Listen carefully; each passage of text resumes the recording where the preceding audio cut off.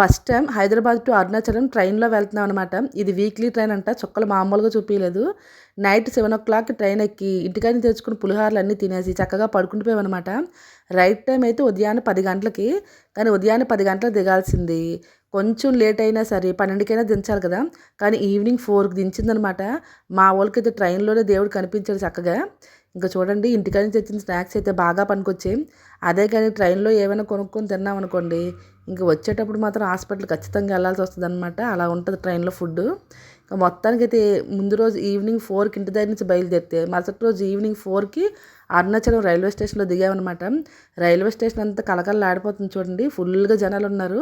అందరూ మన ఆంధ్ర తెలంగాణ పీపుల్సే ఉన్నారనమాట. అంటే మన ట్రైన్ తెలంగాణ నుంచి వస్తుంది కదా, అదనమాట సంగతి.